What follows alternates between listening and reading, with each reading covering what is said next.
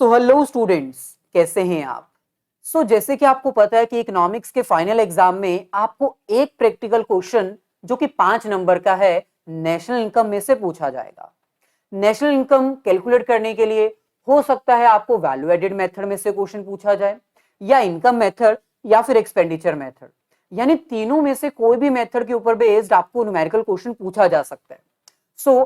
आज हम value added method के टोटल 5 ऐसे क्वेश्चंस आपको रिकमेंड करेंगे जिसको आप प्रिपेयर कर सकते हो, क्योंकि एग्जाम में अगर वैल्यू एडेड मेथड का क्वेश्चन पूछा जाएगा तो इन्हीं 5 में से कोई एक टाइप ऑफ क्वेश्चन आपको देखने को मिलेगा। इसी तरह इनकम मेथड और एक्सपेंडिचर मेथड अगर पूछा जाएगा तो उनके क्वेश्चंस किस तरह के होंगे ये भी हम डिस्कस करेंगे, लेकिन फिलहाल हम वैल्यू एडेड मेथड को अंडरस्टैंड करते हैं और उसके ऊपर बेस्ड 5 क्वेश्चंस सॉल्व करते हैं। लास्ट में एक क्वेश्चन हम आपको एज अ होमवर्क भी देंगे सॉल्व करने के लिए, जिसका आंसर आप कमेंट में जरूर बताइएगा। स्टार्ट करने से पहले आपसे रिक्वेस्ट है कि भाई वीडियो को लाइक और अपने सभी फ्रेंड्स के साथ शेयर जरूर कर दीजिए, ताकि उनका भी कुछ भला हो जाए और वो भी ये 5 क्वेश्चन वैल्यू एडेड मेथड के प्रिपेयर कर लें। चलिए क्वेश्चन स्टार्ट करने से पहले ना हम वैल्यू एडेड मेथड का फॉर्मूला अंडरस्टैंड कर देते हैं, क्योंकि भाई आपको फॉर्मूला अगर आता होगा ना तो आप वैल्यू एडेड मेथड का कोई भी क्वेश्चन सॉल्व कर सकते हो। लेकिन अगर आपको फॉर्मूला नहीं आता, आपको वैल्यू एडेड मेथड के कंपोनेंट्स नहीं पता, तो आप कभी भी क्वेश्चन सॉल्व नहीं कर सकते। वैल्यू एडेड मेथड, जिसको हम प्रोडक्ट मेथड भी कहते हैं, इसका जो मेन आउटकम होता है वो है जीडीपी एट एमपी, यानी gross domestic product at market price. इसके मेन कंपोनेंट्स हैं value of output minus intermediate consumption, यानी ये दो इसके मेन कंपोनेंट्स हैं। अगर तो एग्जाम में आपको वैल्यू ऑफ आउटपुट दिया हुआ है, इंटरमीडिएट कंजम्पशन भी दे रखा है, तो आपको सिर्फ सब्ट्रैक्ट करना है, माइनस करना है और आंसर आ जाएगा। लेकिन भाई एग्जाम में इतना इजी क्वेश्चन नहीं आएगा कि आपको वैल्यू ऑफ आउटपुट भी दे रखा है और इंटरमीडिएट कंजम्पशन भी दे रखा है। ऑब्वियसली आपको वैल्यू ऑफ आउटपुट और इंटरमीडिएट कंजम्पशन के फर्दर कंपोनेंट्स दिए होंगे, जिनको जोड़कर आप वैल्यू ऑफ आउटपुट कैलकुलेट करोगे और फिर इंटरमीडिएट कंजम्पशन कैलकुलेट करोगे, फिर दोनों को सब्ट्रैक्ट करके आपका फाइनल वैल्यू एडेड मेथड का आंसर आएगा। इसका मतलब सिंपल है, अगर वैल्यू ऑफ आउटपुट दिया है, साथ में इंटरमीडिएट कंजम्पशन भी दे रखा है, तो क्वेश्चन ज्यादा डिफिकल्ट नहीं है। लेकिन अगर आपको वैल्यू ऑफ आउटपुट नहीं दिया तो वैल्यू ऑफ आउटपुट आप कैसे कैलकुलेट करोगे? सिंपल, वैल्यू ऑफ आउटपुट का मतलब होता है डोमेस्टिक सेल्स, यानी जो विद इन इंडिया आपने प्रोडक्ट सेल किया है, प्लस वो प्रोडक्ट्स जो आपने दूसरी कंट्री में सेल किए हैं, प्लस चेंज इन स्टॉक। और चेंज इन स्टॉक का मतलब तो आपको पता ही है, क्लोजिंग स्टॉक और ओपनिंग स्टॉक को जब हम सब्ट्रैक्ट करते हैं तो उसको कहते हैं चेंज इन स्टॉक। अगर तो एग्जाम में आपको वैल्यू ऑफ आउटपुट दे रखा है तो ठीक, अगर नहीं दिया, in that situation domestic sales, exports plus change in stock, इन तीनों को ऐड करोगे तो आपका वैल्यू ऑफ आउटपुट आ जाएगा। Then second component intermediate consumption, जिसको हम एक तरह से ऐसे प्रोडक्ट्स कहते हैं जो फाइनली अभी फिनिश प्रोडक्ट्स में कन्वर्ट नहीं हुए हैं, वो वर्क इन प्रोग्रेस हैं या फिर वो इनकम्प्लीट है। क्योंकि इनकम्प्लीट प्रोडक्ट्स को, इंटरमीडिएट प्रोडक्ट्स को हम काउंट नहीं करते, इसीलिए हमें इनको सब्ट्रैक्ट करना होता है। अगर तो एग्जाम में आपको इंटरमीडिएट कंजम्पशन दे रखा है तो ठीक, लेकिन अगर नहीं दिया, इन दैट सिचुएशन हो सकता है आपको इंटरमीडिएट कॉस्ट दिया हो या फिर इंटरमीडिएट परचेजेस दिया हो, एक ही बात होती है। लेकिन भाई अगर एग्जाम में intermediate consumption, intermediate purchases, intermediate cost नहीं दे रखा, तो आपको इसके फर्दर कंपोनेंट्स ढूंढने होंगे, और वो कौन से हैं? डोमेस्टिक परचेजेस प्लस इंपोर्ट, यानी ऐसे प्रोडक्ट्स जो विद इन इंडिया आपने परचेज किए हैं, प्लस ऐसे प्रोडक्ट जो आपने दूसरी कंट्री से इंपोर्ट किए हैं, इनको प्लस करोगे तो ये आपके कहलाएंगे इंटरमीडिएट कंजम्पशन। यहां पर एक चीज ध्यान रखना, यहां पर जब हम परचेजेस की बात करते हैं तो purchase of goods he include किया जाता है, मशीन्स नहीं। कैपिटल गुड्स नहीं, हम यहां पर नॉर्मल गुड्स की बात कर रहे हैं, कैपिटल गुड्स की बात नहीं कर रहे। सो एक बार अगर हम इसको कंक्लूड कर दें, सो वैल्यू ऑफ आउटपुट और इंटरमीडिएट कंजम्पशन, ये आपके दो कंपोनेंट्स हैं। अगर आप जीडीपी एट एमपी कैलकुलेट करना चाहते हो वैल्यू एडेड मेथड से, तो आपको पहले चाहिए value of output minus intermediate consumption. अगर वैल्यू ऑफ आउटपुट नहीं दिया तो आपको सेल्स दिया होगा, जिसमें आप प्लस करोगे चेंज इन स्टॉक।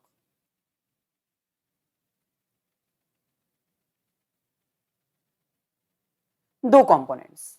अगर आपको सेल्स भी नहीं दिया तो आपको हो सकता है डोमेस्टिक सेल्स और साथ में एक्सपोर्ट्स दिया हो। अगर आपको चेंज इन स्टॉक नहीं दिया तो हो सकता है आपको क्लोजिंग स्टॉक और ओपनिंग स्टॉक दिया हो। इन दैट सिचुएशन क्लोजिंग स्टॉक से माइनस करोगे आप ओपनिंग स्टॉक, तो चेंज इन स्टॉक आ जाएगा। यानी एग्जाम में इजी क्वेश्चंस आएंगे ऐसा समझ के मत जाना, आपको सब कंपोनेंट्स याद करने पड़ेंगे, तभी आपके क्वेश्चन इजीली सॉल्व हो पाएंगे। ऐसे ही अगर आपको इंटरमीडिएट कंजम्पशन नहीं दिया तो हो सकता है इंटरमीडिएट परचेजेस दिया हो, या फिर हो सकता है आपको इंटरमीडिएट कॉस्ट दिया हो। लेकिन अगर आपको ये तीनों ही नहीं दे रखे तो फिर आपको सब कंपोनेंट्स यहां पर सीखने पड़ेंगे। पहला कंपोनेंट जो इंटरमीडिएट कंजम्पशन में आता है वो है डोमेस्टिक परचेजेस, और दूसरा इंपोर्ट, जो भी प्रोडक्ट दूसरी कंट्री से मंगवाए गए हैं। ओके, सो ये कंप्लीट फॉर्मेट है, ये कंप्लीट फॉर्मूला है जो आपको लर्न करना है। अब इसके ऊपर बेस्ड हम कुछ क्वेश्चंस ट्राई कर लेते हैं। फर्स्ट क्वेश्चन, इसका आंसर हमें ऑलरेडी दे रखा है, calculate net value added at factor cost of a firm. अब क्वेश्चन में कहीं पर भी नहीं लिखा कि आपको वैल्यू एडेड मेथड यूज करना है, इनकम मेथड यूज करना है या एक्सपेंडिचर मेथड। ये आपको खुद समझना पड़ेगा कि हमें कौन कौन से कंपोनेंट्स दे रखे हैं और उसके अकॉर्डिंग कौन सा फॉर्मूला अप्लाई किया जाएगा। अब यहां पर देखो, आपको sales, change in stock, depreciation, export, intermediate cost, subsidies, import of raw material, ये सब दे रखा है। मतलब ये मेजर ऑफ कंपोनेंट्स कौन से हैं? वैल्यू एडेड मेथड के। और वैल्यू एडेड मेथड से आपके पास क्या आता है? GDP at MP. तो आप यहां पर जीडीपी एट एमपी कैलकुलेट करो, फॉर्मूला लिखो, value of output minus intermediate consumption. Formula लिखो और फॉर्मूला को फॉलो करो, और कुछ नहीं करना है। फॉर्मूला आता है तो आंसर बहुत ही इजीली आपका निकल जाएगा। सो सबसे पहले वैल्यू ऑफ आउटपुट, हमें क्वेश्चन में कहीं पर भी वैल्यू ऑफ आउटपुट नहीं दे रखा, लेकिन हां सेल्स दिया हुआ है। अब हम सेल्स लें या एक्सपोर्ट लें? भाई जब हमें पूरा का पूरा सेल्स ही दे रखा है, सेल्स का मतलब यहां पर डोमेस्टिक सेल्स भी है प्लस एक्सपोर्ट भी है, तो यहां पर एक्सपोर्ट आपको एक्स्ट्रा जो दे रखा है ना, वो कंफ्यूज करने के लिए दिया है। एग्जाम में आपको दिया होगा, लेकिन आप इसको इग्नोर कर सकते हो क्योंकि आपको सेल्स चाहिए। मैंने अभी बताया था वैल्यू ऑफ आउटपुट का पहला कंपोनेंट सेल्स है और दूसरा चेंज इन स्टॉक। अगर आपको पूरा का पूरा सेल्स ही दे रखा है तो ये दोनों तो चाहिए ही नहीं आपको। स्टूडेंट्स गलती क्या करते हैं, वो सेल्स के साथ साथ एक्सपोर्ट भी प्लस कर देते हैं। एक्सपोर्ट पहले से ही इसमें इंक्लूडेड है तो वो आपको नहीं लेना है।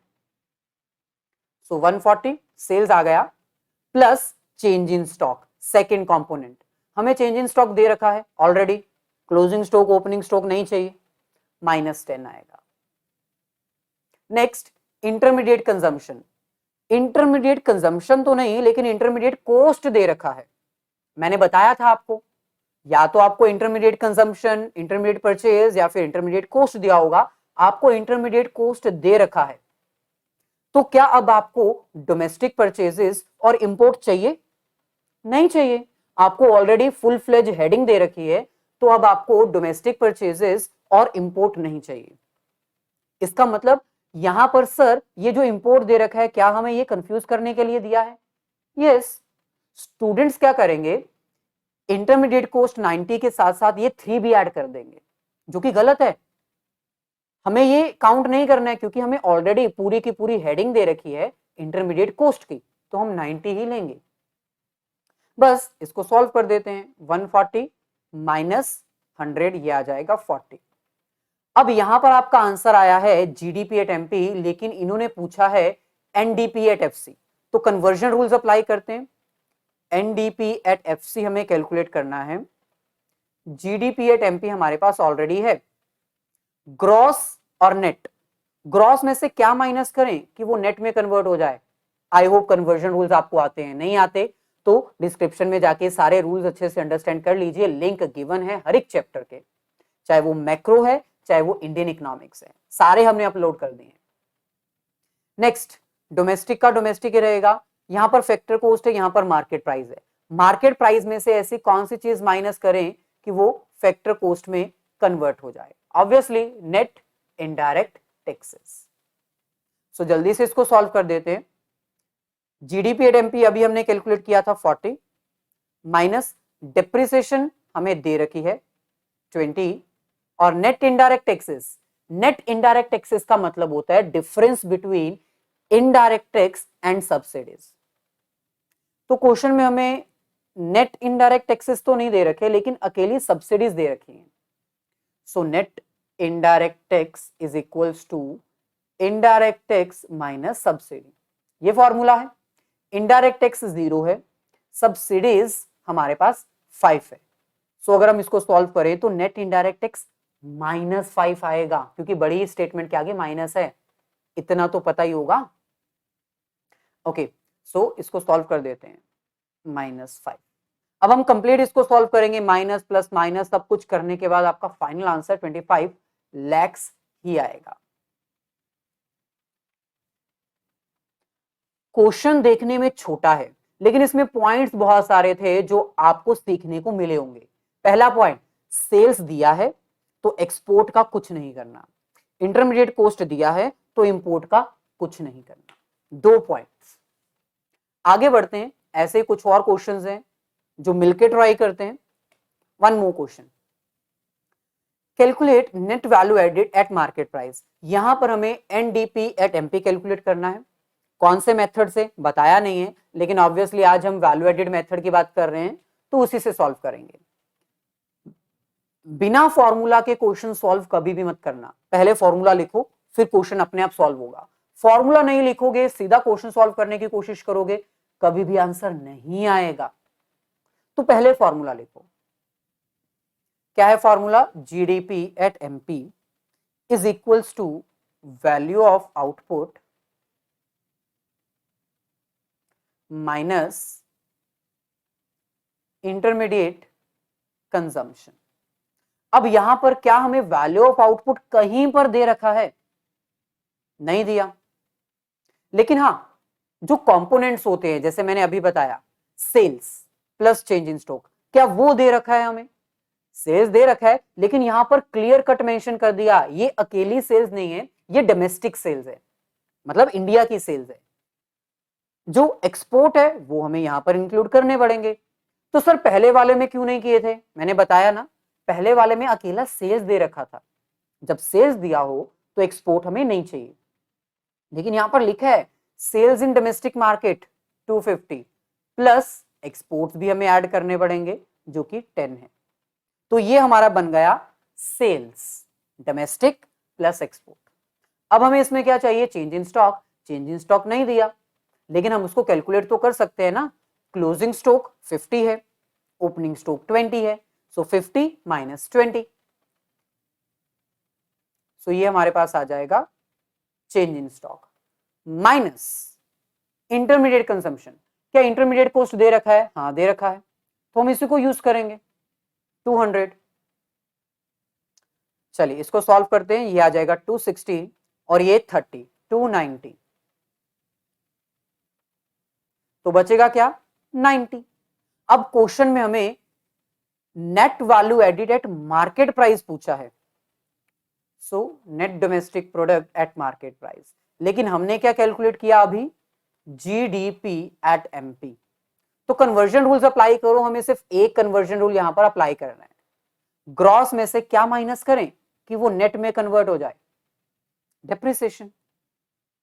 सो 90 माइनस डेप्रिसिएशन, डेप्रिसिएशन का दूसरा name consumption of fixed capital होता है 15, हमें यहां पर डेप्रिसिएशन ही दे रखा है, तो माइनस कर दो, क्या आ जाएगा 75 रुपीज आंसर। अब यहां पर भी हमें एक दो चीजें सीखने को मिली हैं। पहला, अगर सेल्स के अलावा हमें सेल्स इन डोमेस्टिक मार्केट और एक्सपोर्ट दिया हो तो हमें उसको इंक्लूड करना पड़ेगा। अगर हमें चेंज इन स्टॉक ना दिया हो, ओपनिंग और क्लोजिंग स्टॉक दिया हो, तो दोनों के डिफरेंस को हम चेंज इन स्टॉक लिख सकते हैं। आगे बढ़ते हैं। जितने भी क्वेश्चन आज हम लेकर आए हैं ना, सभी में कुछ ना कुछ ऐसे पॉइंट्स हैं जो आपकी नॉलेज को इंक्रीज करेंगे और फाइनल एग्जाम में आपको 5 मार्क्स दिलाने में मदद करेंगे। अच्छा, calculate net value added at factor cost from the following data. Again value added method से हमें एनडीपी एट एफसी कैलकुलेट करना है। तो अगर हम इसको सॉल्व करें, सबसे पहले फॉर्मूला लिखते हैं, GDP at MP is equals to value of output minus intermediate consumption. ये आपका मेन फॉर्मूला है, इसी से आपका क्वेश्चन आंसर स्टार्ट होगा। अच्छा, क्या हमें वैल्यू ऑफ आउटपुट कहीं पर दे रखा है? नहीं, लेकिन हमें सेल्स दे रखा है जो कि पहला कंपोनेंट है। क्या यहां पर सेल्स इन डोमेस्टिक मार्केट लिखा है? नहीं, सिर्फ सेल्स लिखा है, यानी ये कंप्लीट हमारी सेल्स है। हमें एक्सपोर्ट अगर दिया होगा तो हमें कुछ नहीं करना, हालांकि दिया भी नहीं है हमें। सो सेल्स पहली value plus change in stock. क्या हमें चेंज इन स्टॉक दिया है? यस, ऑलरेडी दे रखा है। हमें ओपनिंग और क्लोजिंग स्टॉक नहीं चाहिए क्योंकि हमें चेंज इन स्टॉक ही दे रखा है 40 माइनस इंटरमीडिएट कंजम्पशन। अब यहां पर देखो, एक लिखा हुआ इंपोर्ट ऑफ मटेरियल और यहां पर दे रखा है purchase of raw material from domestic market. अब बहुत सारे स्टूडेंट्स क्या करेंगे, इंटरमीडिएट कॉस्ट हमें नहीं दे रखा, इंटरमीडिएट कॉस्ट अगर नहीं दिया होता है तो डोमेस्टिक परचेजेस प्लस इंपोर्ट, हम इन दोनों को प्लस करते हैं और हमें दोनों दे भी रखे हैं। लेकिन यहां पर एक बहुत छोटा सा पॉइंट है जिससे आपका ये क्वेश्चन गलत हो सकता है।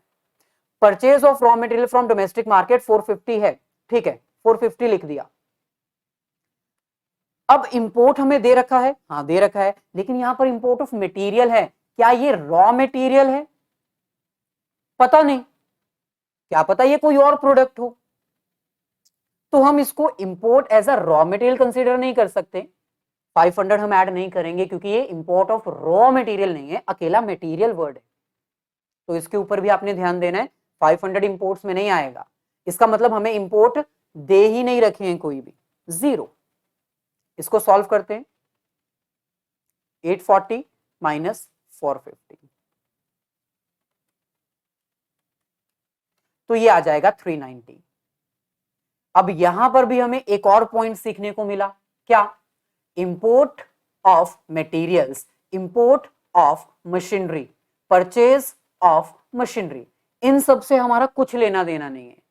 हाँ, purchase of raw material in domestic market, purchase of raw material from rest of the world, ये हम इंक्लूड करेंगे, यानी import of raw material include होगा, इंपोर्ट ऑफ मटेरियल नहीं। अच्छा, ये हमारे पास आया जीडीपी एट एमपी, लेकिन हमें क्वेश्चन में सॉल्व करने के लिए कहा है एनडीपी एट एफसी, तो कन्वर्जन रूल यहां पर भी अप्लाई करेंगे। पहला है नेट और ग्रॉस, क्या करें? डेप्रिसिएशन माइनस कर देंगे। फैक्टर कॉस्ट और मार्केट प्राइस, क्या करें? नेट इनडायरेक्ट टैक्सेस माइनस कर देंगे। तो ये 390 ऑलरेडी दे रखा है। डेप्रिसिएशन हमें नहीं दी, लेकिन डेप्रिसिएशन का नेम चेंज करके दिया है, वो क्या है? कंजम्पशन ऑफ फिक्स्ड कैपिटल, यानी ये डेप्रिसिएशन ही है 60 माइनस नेट इनडायरेक्ट टैक्सेस। अब यहां पर हमें कहीं पर नेट इनडायरेक्ट टैक्सेस नहीं, लेकिन सब्सिडी दे रखी है, नेट इनडायरेक्ट टैक्स मैंने अभी बताए थे क्या होते हैं, जब हम इनडायरेक्ट टैक्स में से सब्सिडी माइनस करते हैं तो हमारे पास आता है net indirect tax. Indirect tax तो 0 है, आई थिंक कोई भी नहीं दिया, सब्सिडीज हमें दे रखी हैं 50, तो 0 में से माइनस करेंगे 50 तो -50 आएगा, तो यहां पर हम लिखेंगे -50।